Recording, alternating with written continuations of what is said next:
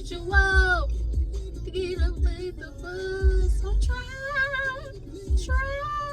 Alright, y'all. Let me go ahead and turn that down before they try to demonetize my video. Hey, y'all. What's up? Your girl G here. Welcome back to my channel. Appreciate you for tuning in. Y'all know what it is. Gotta come and talk to y'all. Let me go ahead and turn this call off so my gas ain't running, because inflation, that's all I can say. One word: inflation. All up in this. Okay, this country is going to hell in a handbasket. Hell in a handbasket. But yeah, you guys, unpredictable. Oh my god, that's one of the best albums. Jamie Foxx is so underrated. Just musical genius. Okay, but yeah, let's go ahead and get into the topic of today, which is Love and Hiphop Atlanta. Then after that, I'm gonna do a couple of updates, go through the headlines and stuff like that. Y'all know we're gonna shoot this, as I like to call it, when I'm in the car, just talking and whatnot. But yeah, this episode of Love and Hiphop Atlanta wasn't too much. Next week is the finale, so let's go ahead and get into it. Ooh, sorry, y'all. I was drinking coffee. Now, coffee burps come up so weird. But yeah, got me a little coffee.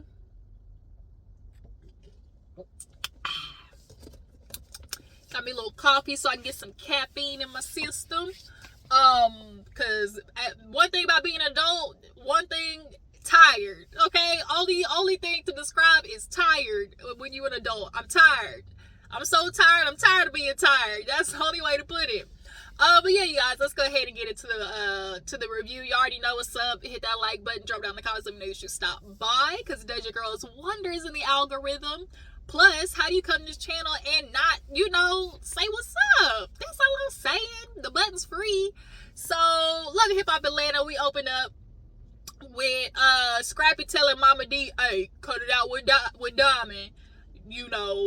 Don't do that no more, essentially, because Mama D all up in Scrappy business. Everywhere he put his dingling, Mama D is right there trying to be all up involved in the business. So we know at that moment in time back then, Diamond and Erica were in this triangle, Scrappy swirl, ice cream swirl, triangular mix, and it's just causing a whole bunch of, people headaches.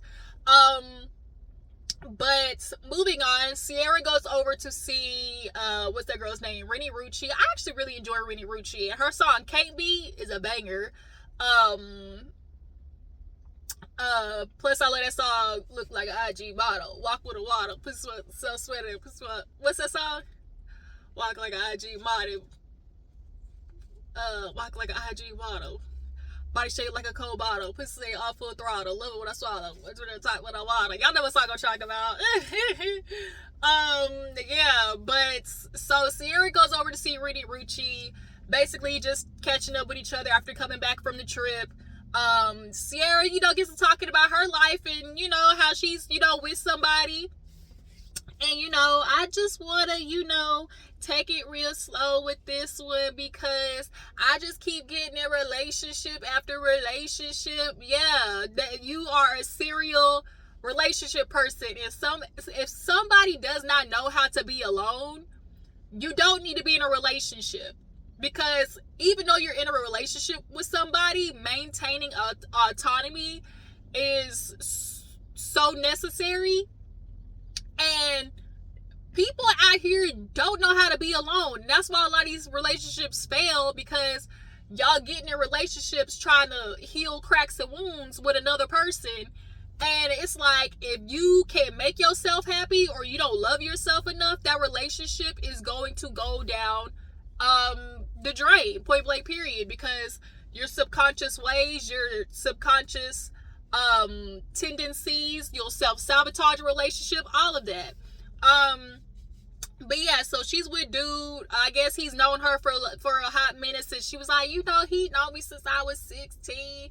He always, wanted me. He knew Sierra before the money, before the injections. I'm surprised she said it out loud when I didn't have no lips. It's like, cause them lips be lipping, okay? Sierra's lips turn to the side, you just be like, damn, I know them hoes hurt. They look like they stay dry. That's why she gotta always have lip gloss or chapstick on her, because when you have lips that big, you definitely are at risk of them lips getting split, getting cracked because they so dry. Yeah, so Rennie's just, congratulating her on that, like, oh my God, I'm so happy for you. You seem like yourself. And she's like, I'm just gonna take it slow, because I don't want to jump in another relationship, especially after everything. She's like, I was just going through so much, and everybody saw it was so public, and I don't want to be the person crying wolf. And I think she meant crying wolf in the aspect of like talking about how detrimental the relationship is or was. Because Eric, you could tell he was hell. And he already felt some type of way about getting with Sierra, because y'all remember, I don't know if y'all remember, he said, oh, I didn't even want no woman, with kids, no way, and I decided to get with you. And it's like, so he felt like he was doing something by getting with Sierra because she already had kids. Like, it's niggas like that just literally irk me. You do know you are responsible for leaving the relationship too. I don't know what it is with men and thinking like the responsibility of ending a relationship always ends up on the woman, typically. And it's like, if you don't like her, didn't want to be with her, don't be with her. Yeah, that aggravates me. But then, Rennie, she started talking about, her and her dude. She real happy right now and feeling a little sickly. So later on, we'll see that she actually turned out to be pregnant. So, Jessica, y'all know she's been having, her organs is messing up with her with the endometriosis. And so she's at home trying to recover. And what's her name? Amy goes over to see her. Just simply checks in on her. Y'all know the usual. She is tripping. She's not tripping, but like she's trying to, I guess, go through the IVF. Is it IVF? I think IVF. And she's deciding, I'm going to go about this baby journey on my own. And she is still stuck on this thing. That's what I was talking about. She was still tripping off the fact that Nick Cannon got all these other hoes pregnant and I don't got a baby. Because she clearly, because she wants a baby so much, she's not even seeing the blessing and the fact that you're not tied to like Nick Cannon. Did y'all see he announced another pregnancy? Did y'all see that? It's not funny anymore, Nick. It's really not. And the fact that you keep doing it and people are just, excusing it because, oh, he Nick Cannon, oh, and he might got money.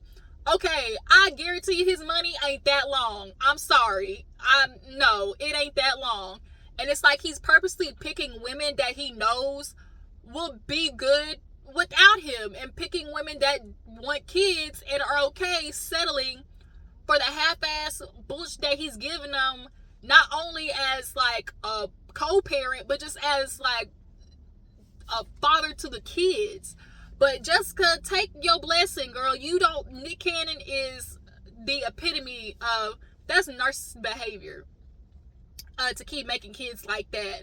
But yeah, so she's doing that whole journey, and Amy, that kind of inspired Amy to talk about how she realized her uterus was shaped wrong. Not, you know what I'm trying to say, not wrong, but it was in a way that affected her fertility. And so she's feeling like she needs to tell Mozzie, because when her and Mozzie were trying for kids, she knew all along that this ain't gonna hit, buddy. Your sperm ain't gonna reach this egg. Because doctors say it's not gonna do that. And so she felt bad and wants to go tell Mozzie. Girl, be happy you don't have a kid with Mozzie, because look at his situation. He another one of them niggas all the time that, world so hard on me, black man in America spiel, I ain't got what you got, ain't doing nothing, can't cover the rent, and wants you to stick it out with him. That logic kills me. The entitlement that some men have to a woman choosing to suffer with you is crazy. And should she decide not to suffer and sink with you, then she's not loyal. She's she's a flake. She ain't right. She's not a good woman because she's choosing not to go through the shit with you. When a lot of times the stuff that you men go through is self-inflicted, and that's really where the problem is. Because there's a difference between riding through the ups and downs with somebody, but because of like outside, influences, but a lot of that you go through in life, that you dudes going through in life, is self-inflicted, and then have the nervousness to come back to a woman and be like, well, you my girl, so you supposed to ride it out with me. Shout out to Greg on Married to Medicine, when he was out there about to cheat, and then when the girl tried to blackmail him with the receipt of the hotel situation, then he go back to Quad talking about, well, you my wife, you supposed to help me. You was about to cheat on me, and the nerve to come back to me, be like, well, you my wife, you supposed to help me with this. Like, I'm telling you, these dudes is wacko. But yeah, so Amy, you another one. Be happy you didn't get in that situation. See the blessing in that. Moving on. What else happened this episode? So, what is this? Erica. Yeah, Erica. She ends up having her music release party. I know she left 1501. And after leaving 1501, she's funding her own, music career. Cool. Everybody's showing up. Erica looks cute. She performs. There, Zell, the girls is getting on Zell because it's like, what's going on with you? Why you on social media acting a fool? And he basically is like, Saucy is trying to get a rise out of me. He is with that dude back again, like posting all on social media. And so Zell's like, I guess I need to get with a bitch because, if I'm going to get with a dude who act like one, I might as well, go out here and get a real bitch and have a baby with her, have a family, da-da-da-da.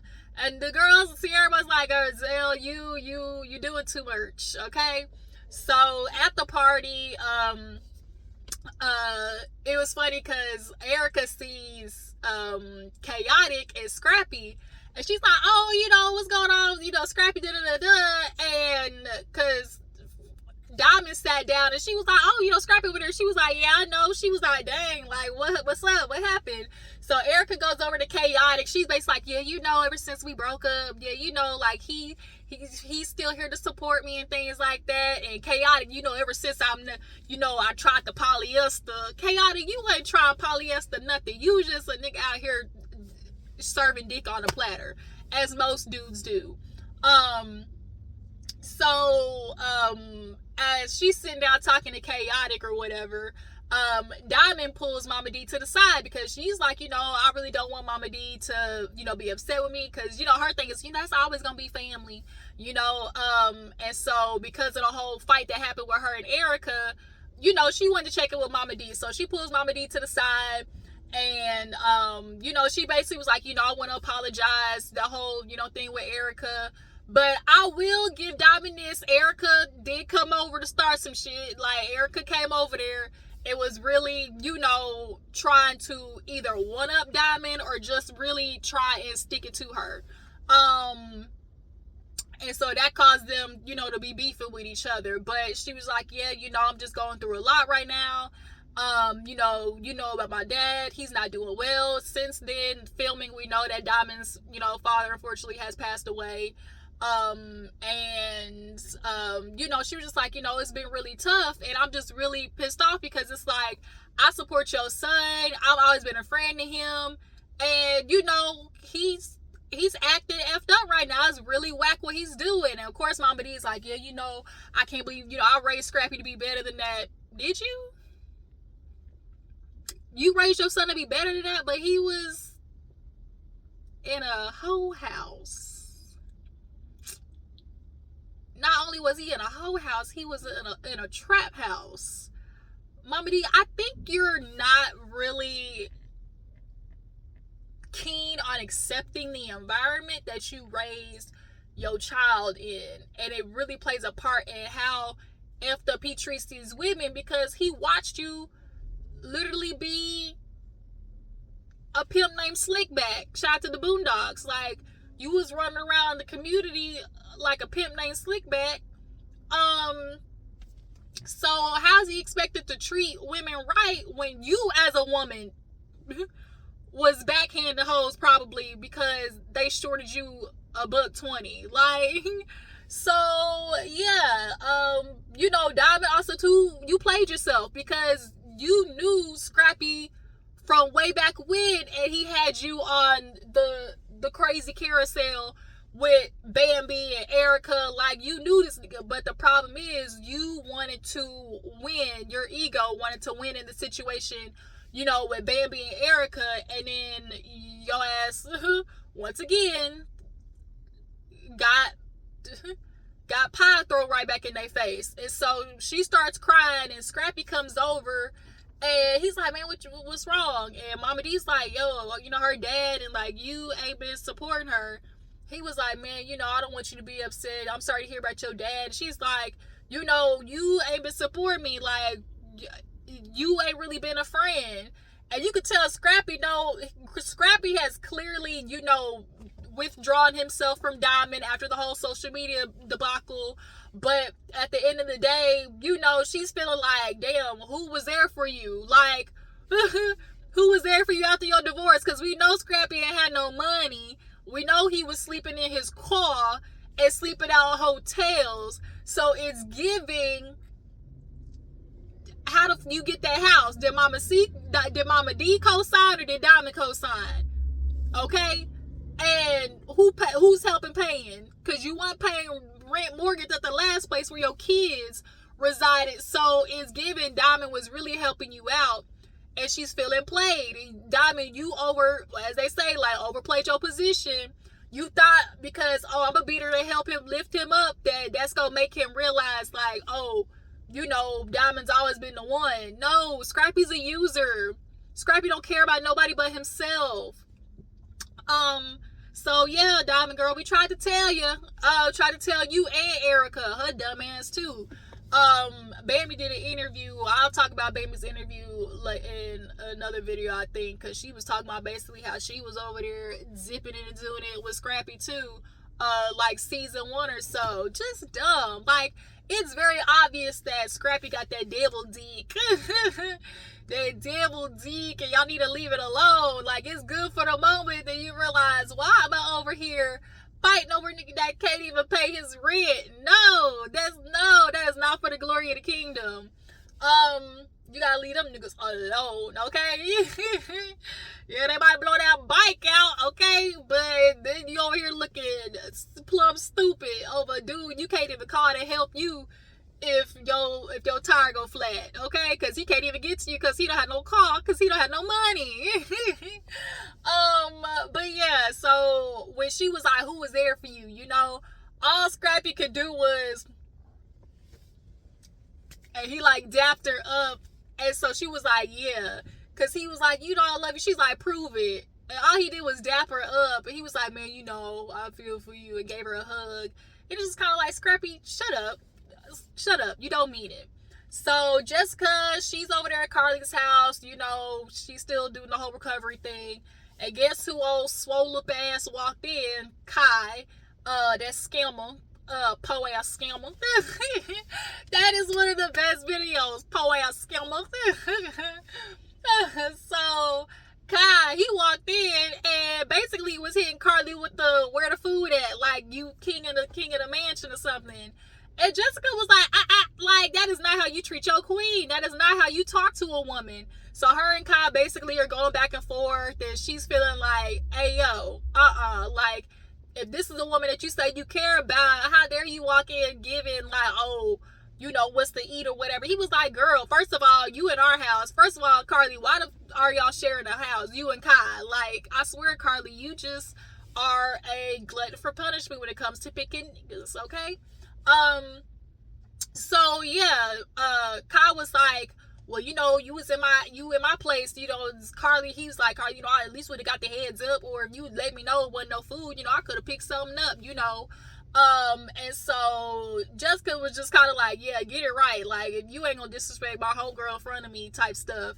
And so Kai was like, you know what, you in my house, so let me not argue with you, and I'm gonna go get some food, I'm gonna leave you and Karlie alone. And so Jessica, you know, she backed him up off her. But Kai, he's still a swole up, ugly looking eggplant. Just his head shaped like a whole squash, like a whole gourd. Okay. So Amy, she goes to tell Mozzie about her whole, you know, infertility situation. And instead of, you know, the reaction of what she was expecting, which was the, you know, how could you not tell me, you know, our whole relationship is a lie type situation, he actually was like, dang, you know, I'm really upset for you. I'm sorry. I hate that you know, went through that.